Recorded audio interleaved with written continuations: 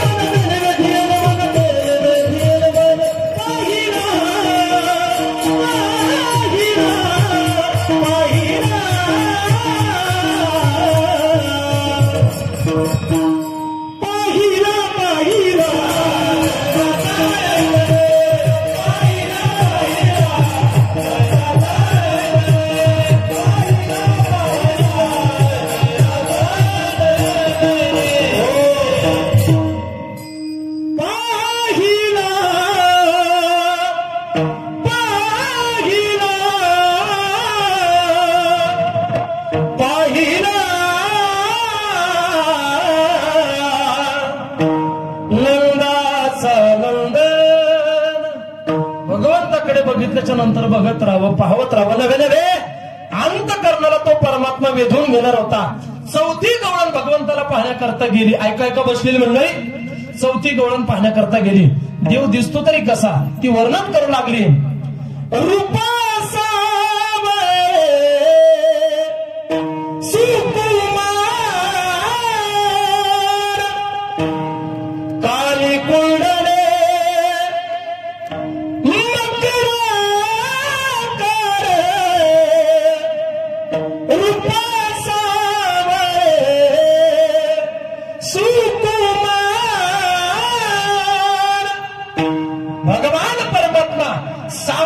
रंगाचा असणारा तो त्या ठिकाणी दैदिप्यमान असणारं त्याचं स्वरूप बघितल्याच्या नंतर बघत राहावं. महाराज वर्णन करतात एक त्या ठिकाणी 80-85 वर्षाची गवळण होती, अगदी वयाचं सरते शेवटी.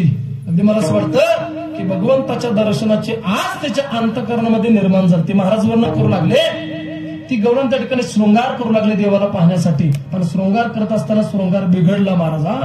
अगदी होठों पे काजल, आंखों पे लाली, गालों पे टिकली लगाते चली. त्या ठिकाणी महाराज शृंगार बिघडला. त्या गवळणीचं नाव होतं शालू. बरं का, ऐका बसलेलं म्हणजे गवळणीचं नाव होतं शालू आणि शालूच्या नवऱ्याचं नाव होतं मालू. बरं का, मला असं वाटतं की त्या मालूने सांगितलं, शालू तुझा मेकअप बिघडला, तुझा शृंगार बिघडला. पण त्या शालूने गोड उत्तर दिलं. त्याने सांगितलं, मालक मेकअप बिघडला तर बिघडू द्या, पण मेकअप करण्याच्या नादात नवे त्या ठिकाणी भगवान परमात्म्याची दर्शनाची आस अंतःकरणामध्ये निर्माण झालेली आहे.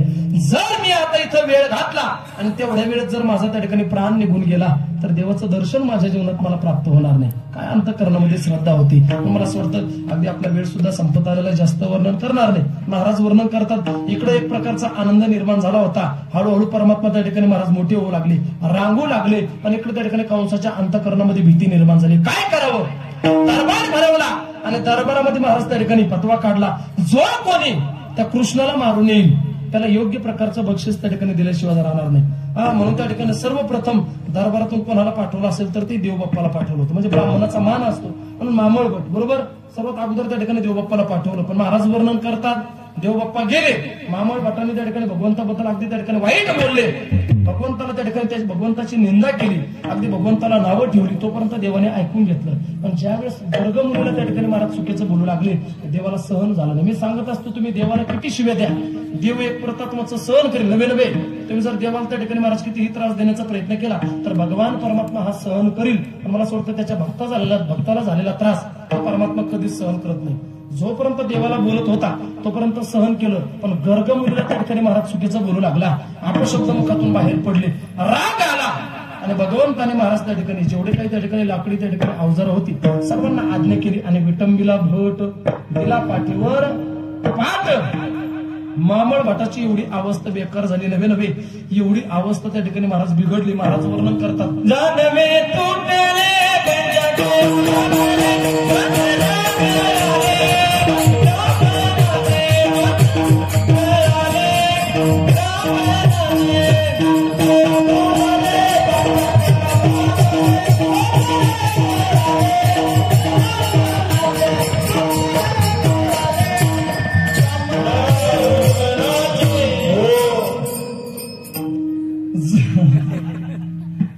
समय सुचकता बरं का, ज्यांना कळलं त्यांना कळलं. ऐका, झालं व तुटले पंचांग फाटले आणि धोतर गळाले लक्ष्मण महाराज. ऐका, त्याने सांगितलं महाराज ब्राह्मणाची वा गोड त्या ठिकाणी बरं का, अगदी अशी समय सुचकता पाहिजे माणसाला बरं का.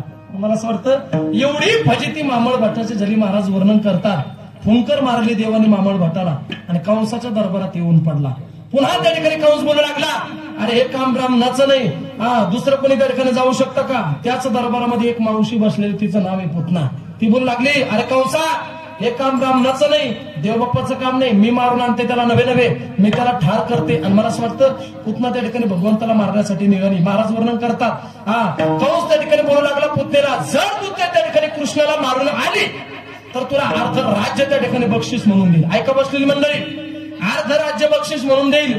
बाजूला त्या ठिकाणी एका कोपऱ्यात मामळ भट बसलेला होता. मामळ भट बोलू लागला, कंसा अर्ध राज्य नाही सगळंच देऊन टाक. ती मागे येतच नाही, ती परत येतच नाही, त्याला माहित होतं ती परत येत नाही म्हणून पूर्ण राज्य देऊन टाक. मला असं वाटतं पुतना सुद्धा गेली, पण तिला सायुज्यता नावाची मुख्य त्या ठिकाणी प्रदान केली, तिला सुद्धा ठार केलं, तिला सुद्धा मारलं. मला असं वाटतं वेळ कमी असल्यामुळे भगवंताने अनेक राक्षस मारले. कागबगर इथं मारले, बाळपणी अवघी दैत्य खाणी बोलविली. बालपणामध्ये देवाने अनेक असणाऱ्या राक्षसांचा संसार त्या ठिकाणी महाराज सवार केला. अनेक असणाऱ्या लीला त्या ठिकाणी देव त्या ठिकाणी परमात्मा करू लागला. हळूहळू त्या ठिकाणी रांगू लागला, रांगत रंगणी लोणी त्या ठिकाणी मला असं वाटतं की हळूहळू त्या ठिकाणी रांगू लागला, खोड्या करू लागला. महाराज वर्णन करतात, तळवे तळ हात ते दान गुडघ्याने रांगत रंगनी रंगलाथ तो म्या देखील गसे परमात्मा त्या ठिकाणी रांगू लागला आणि हळूहळू त्या ठिकाणी खोड्या सुद्धा करू लागला.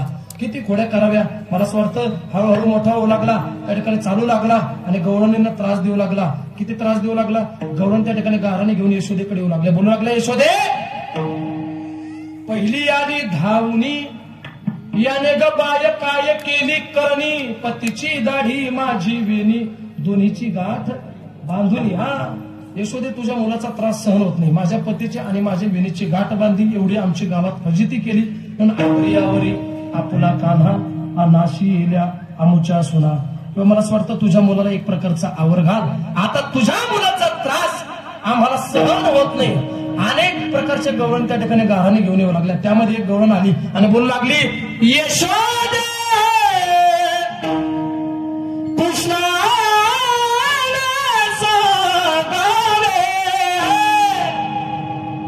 यशोदे कान्हा सागावे, गोकुळी राहावे का जावे, गोकुळी राहावे का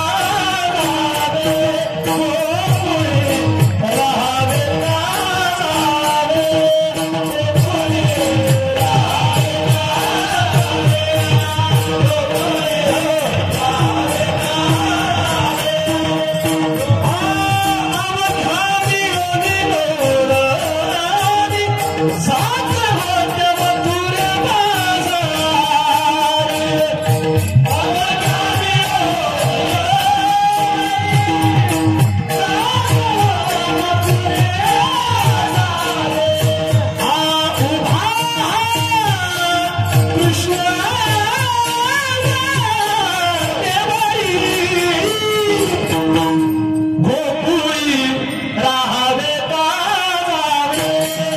जावे,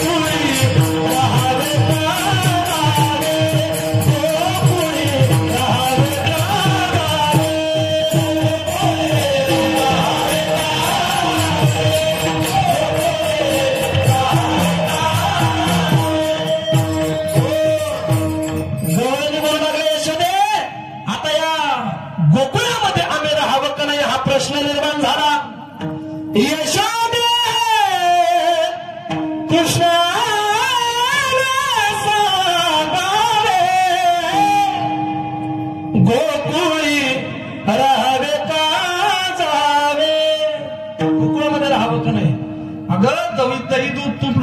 मथुरेला घेऊन जात असताना तुझा कान्हा तुझा कृष्ण त्या ठिकाणी खोड्या करतो. एक दिवस यशोदेला सुद्धा प्रचिती आली आणि काय शिक्षा करणार. त्या काळामध्ये महाराज भगवंताला शाळेमध्ये पाठवलं. त्या काळात ते शाळा उद्या जा इराणा सवे घेऊन गोधना गायीच्या पाठीमागे त्या ठिकाणी जायचे. दुसऱ्या दिवशी महाराज भगवंताचा त्या ठिकाणी शृंगार केला. सुंदर पैकी त्या ठिकाणी भगवंताला सजवलं. मोराचा पंख त्या ठिकाणी आपल्या मस्तकामध्ये रोवला. मला असं वाटतं भगवंताला सजवल्याच्या नंतर यशोदा मैया त्या गोपाळांना बोलू लागली, जवळीच खेळा जाऊ नका दुरी, सांभाळा मुरारी प्राण माझा. जास्त दूर जाऊ नका. माझ्या मुलाला, माझ्या अगदी प्राणप्रिय असणाऱ्या कान्हाला जीवापेक्षा जास्त सांभाळण्याचा प्रयत्न करा. 9 लक्ष गायी त्या ठिकाणी आमच्या राजवाड्यात आहे. एवढ्या त्याला त्या ठिकाणी सांभाळणं होणार नाही म्हणून विनंती, त्याला त्या ठिकाणी सांभाळा. आणि मला असं वाटतं दुसऱ्या दिवशी परमात्मा वेळ कमी असल्यामुळे त्या ठिकाणी महाराज रानामध्ये गेले. गायींच्या पाठीमागे त्या ठिकाणी गेले आणि गायींच्या पाठीमागे गेल्याच्या नंतर तिथे सुद्धा देवाने अनेक प्रकारचे खोड्या केल्या, अनेक प्रकारच्या लीला केल्या. सुंदर असणारी त्या ठिकाणी बासरी वाजू लागला. किती सुंदर होती. महाराज त्याचं वर्णन करतात. भगवंताची बासरी ऐकल्याच्या नंतर गवळणींना भुरळ पडायची याच्यात काही नवल नाही. तर मला असं वाटतं गायी सुद्धा एकत्रित व्हायच्या. महाराज ही भगवंताच्या मुरलीतील त्याच्या बासरीची त्या ठिकाणी शक्ती होती. महाराज वर्णन करतात, आहारे सावरिया कशी वाजवली वाजवली मुरली, आहारे सावरिया कशी वाजवली वाजवली मुरली, आहारे सावरिया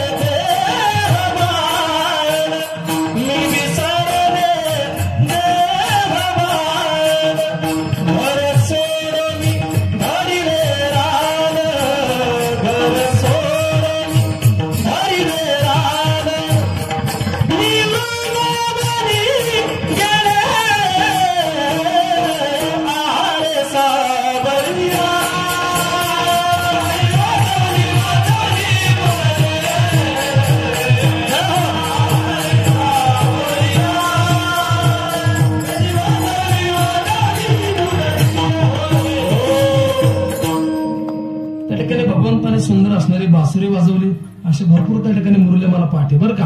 आता वेळ कमी असल्यामुळे त्या ठिकाणी जास्त विस्तार करणार नाही. अगदी पुढेही बहुत करणे आहे. त्या ठिकाणी डोक्यावर ऊन झालेलं आहे बरं का. तुम्ही म्हणसाल महाराज तुमचं चाललंय, मला असं वाटतं आम्हाला आता आमच्या पोटाचा जरी विचार करा. जसं महाराज आज मला असं वाटतं एवढ्या या 15-20 दिवसामध्ये आज त्या ठिकाणी पहिल्या वेळेस कीर्तनाच्या अगोदर त्या ठिकाणी पोटभर जेवलो बरं का. पोटभर जेवलो म्हणजे तुमचं माझ्यावर असलेले प्रेमी. तर कीर्तनाला गेल्याबरोबर आम्हाला आतापर्यंत कधीच त्या ठिकाणी कीर्तनाला गेलो आणि कीर्तनाच्या अगोदर जेवला असं होतच नाही महाराज. कीर्तनाला जायचं डायरेक्ट उभा राहायचं. बरोबर तुमचं माझ्यावर असलेलं प्रेम बरं का. आल्या मला तुमच्या मनोवर होणं आमच्या गणेश होणं त्या ठिकाणी सुंदरपैकी स्वयंपाक केला. अगोदर जेवू घातलं. जेवणच असं झालं महाराज मी सांगत असतो मस्तपैकी त्या ठिकाणी भाकरी होती अगदी कडक असणारी भाकरी, अगदी दूध होतं महाराज, त्याच्यासोबत ठेचा होता, चटणी, अगदी काय सांगा तोंडाला पाणी सुटलं. तुमच्या सुटणार आहे माझ्या नाही सुटणार बरं का. सुंदर असलं सुंदर जेवण झालं बरं का. सर्व द्यावे तेवढे धन्यवाद कमी, जास्त वेळ घेणार नाही. भगवंताने अनेक प्रकारचे खेळ खेळले. अगदी मला असं वाटतं हे सर्वांना खेळ माहिती. आता खेळत बसण्यात आपण वेळ घालायचा नाही. सर्वांना वंदन करतो आणि अंतकरणातून एवढं सांगण्याचा प्रयत्न करतो आपण सुद्धा आपल्या अंतकरणातून भगवंताला शरण जावं, भगवंताची साधना करावी. महाराज वर्णन करतात की त्या ठिकाणी अनेक प्रकारचे खेळ खेळल्याच्या नंतर सर्व गोपाळ एकत्रित झाले आणि बोलू लागले देवा आता ऊन झालंय म्हणून खांदी भार पोटी भूक काय खेळायाचे सुख. आता देवा खेळ आता त्या ठिकाणी मुडीत आणावा. सर्वांना एकत्रित केलं, सर्वांचे शिदुरे एकत्रित केला आणि देव बोलू लागले माझे आहे तैसे पाहे नाही तरी घरा जाय चोरून या माये नवनीत आणावे. गोपाळ बोलू लागले देवा तुका म्हणे हरी माझे कोणी नाही घरी नका करू दुरी मज पाया वेगळे. देवा तुमच्याशिवाय आम्हाला कोणी नाही, आम्हाला तुमच्या चरणापासून त्या ठिकाणी विरहित करू नका, वेगळं करू नका. सर्वांना एकत्रित केलं. जो काला त्या ठिकाणी वाळवंटामध्ये समर्पित झाला तोच काला आज आपलं सर्वांचं परम भाग्य आहे की आपल्या या असं वाटतं फतेपूर गावामध्ये अगदी आपल्याला त्या ठिकाणी उपभोगण्यासाठी मिळतोय. म्हणून सर्वांचं भाग्य म्हणून मला असं वाटतं. अगदी मी सांगत असतो महाराज झालं आपलं कीर्तन संपलं कीर्तन. सर्वांना एकच विनंती असेल अंतःकरणामध्ये निष्ठा असेल बरं का. आता इथं भरपूर तरुण मित्र मंडळ बसलेले. अगदी 2 मिनिटात कीर्तनाला पूर्णविराम देतो. सर्वांनी लक्षपूर्वक ऐका. अंतःकरणामध्ये माणसाची श्रद्धा असावी. किती श्रद्धा असावी मी सांगत असतो. जर धर्माप्रती जर माणसाच्या अंतःकरणामध्ये निष्ठा बघायची असेल तर निष्ठेचं उत्तम उदाहरण म्हणजे माझे छत्रपती संभाजी महाराज. कल्पना करा मी सांगत असतो अरे जे पाय कधी कोणासमोर झुकलेले सहन झालेले औरंगजेबाला पाय कलम केले, जे हात कधी कोणासमोर टेकलेले सहन झालेले हात सुद्धा कलम केले, जी गर्दन जी मान छत्रपती शिवाजी महाराजांना सोडून मासाहेब जिजाऊंना सोडून कधी कोणासमोर झुकली नाही. शेवटचा फतवा काढला आणि गर्दन सुद्धा कलम केली पण रक्ताच्या शेवटच्या थेंबापर्यंत ज्यांनी धर्म सोडलं नाही त्यांना म्हणतात धर्मनिष्ठ नव्हे छत्रपती धर्मवीर संभाजी महाराज. त्या ठिकाणी निष्ठा माणसाच्या जीवनामध्ये बळकत असावी. काय निष्ठा होती माझ्या छत्रपती शिवाजी महाराजांची, काय निष्ठा होती माझ्या छत्रपती शिवाजी महाराजांच्या तलवारीची. ती कधी कोणासमोर झुकली नाही, कधी कोणासमोर वाकली नाही, कधी कोणासमोर लाचार झाली नाही. म्हणून तर म्हणावं लागतं काय परवी भवानी जेव्हा ज्ञानाच्या बाहेरी रम्यात फिरली ना ती कधीच माघारी. तप्त दौलती समोर केली ना लाचारी, कधी न झुकली ती दिल्लीच्या दरबारी. तमाम बादशाहीचा ताज तिने ठोकरला आणि मराठमोळ्याचा वेश तिने पांघरला. धर्मरक्षणाशी सदा सहज बवाली झाली. जुलम करत्याच्या रक्ताने पिणारी महाराष्ट्रावर प्रेम अपार. महाराष्ट्रावर प्रेम अपार. उघडल्या स्वातंत्र्याचे द्वार.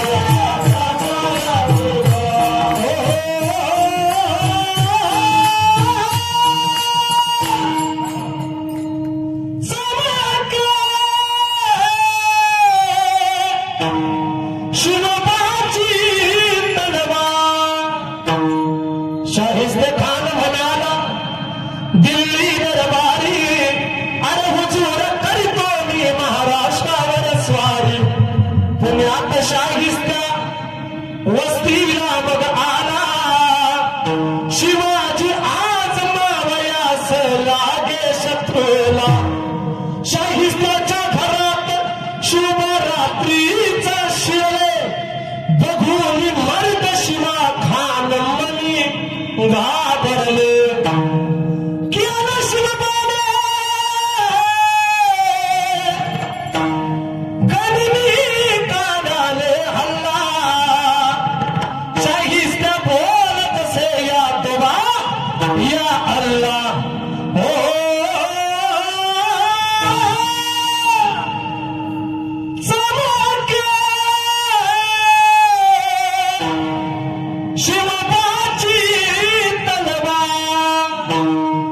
एवढी निष्ठा आपल्या जीवनात असेल बरं का. जेवढी छत्रपती शिवाजी महाराजांच्या तलवारीची होती एवढी निष्ठा अंतकरणात असावी. जास्त वेळ घेत नाही म्हणून सर्वांना द्यावी तेवढे धन्यवाद. तुम्ही अगोदरचा अभंगाचा सरळ सरळ भाव मी तुमच्या समोर प्रतिपादित केला. महाराज वर्णन करतात गोकुळेच्या सुखा अंत पार नाहीले का बाळकृष्ण नंदा घरी आनंदाला नरनारी गुडिया तोरणे करीते कथा गाते गाणे तुका म्हणे छंदे मन मोहिले गोविंदे बाळकृष्ण नंदा घरी आनंदाला नरनारी. मग सर्वांना त्या ठिकाणी वंदन करतो. झालं आपलं कीर्तन. एका मिनिटापुरतं सर्वांनी एका मिनिटापुरती वर हात घ्या सर्वांनी. सर्वांच्या मुखातून माझ्या भगवान प्रभू रामचंद्रांचा जयघोष बाहेर पडला पाहिजे.